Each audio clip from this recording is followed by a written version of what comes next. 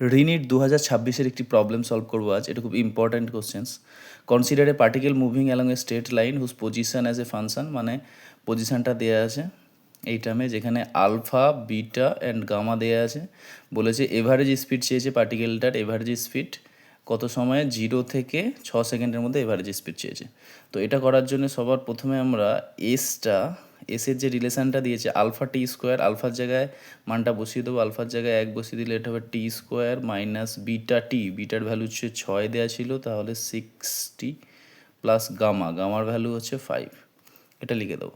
তো লিখে দিয়ে আমি প্রথমে দেখবো যে এর ভেলোসিটিটা কত সময় 0 হয়েছে। তাহলে এর বেগ বার করার জন্য আমি একে ডেরিভেটিভ করছি, ডিএস ডিটি ইকুয়াল টু হবে 2t মাইনাস 6। তাহলে এটা কখন 0 হবে? তো এটার জায়গায় আমি প্রথমে কি বসাবো, 0 বসিয়ে দিচ্ছি।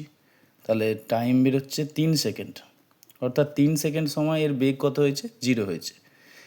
এবার আমি দেখবো যেটা টি ইকুয়াল টু 0 সেকেন্ডে ও কতটা ডিস্টেন্সে ছিল। টি ইকুয়াল টু 3 সেকেন্ডে কোথায় ছিল, আর টি ইকুয়াল টু 6 সেকেন্ড সময় কোথায় ছিল। টি ইকুয়াল টু 0 যদি এই জায়গায় বসাই, এস ইকুয়াল টু ছিল হচ্ছে T square minus 60 plus 5। T equal to 0 সময়ও ছিল 5 মিটার দূরত্বে ছিল টি ইকুয়াল টু 0-তে। আচ্ছা, টি ইকুয়াল টু যদি আমি 3 বসাই, সে কোথায় ছিল, এস সমান হবে 3 3 9, 6 3 18 প্লাস 5, মানে আসবে এটা -4।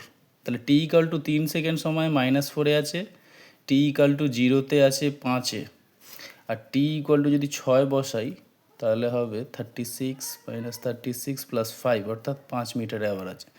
তাহলে এর যদি আমি ডিসপ্লেসমেন্টটা দেখি, প্রথমে ছিল এটা 5-এ ছিল, তারপরে এসছে -4-এ, মানে 5 ছিল, 5 থেকে -4-এ এসছে, আবার -4 থেকে 5-এ গেছে। তাহলে টোটাল কতটা ডিস্টেন্স কভার করেছে, 5 আর 4-এ কত, 9, আবার -4 থেকে 5-এ গেছে আবার 9, মানে টোটাল 9 9 18, টাইম লেগেছে 6। তাহলে স্পিড মানে কি, ডিস্টেন্স কভার্ড বাই টাইম।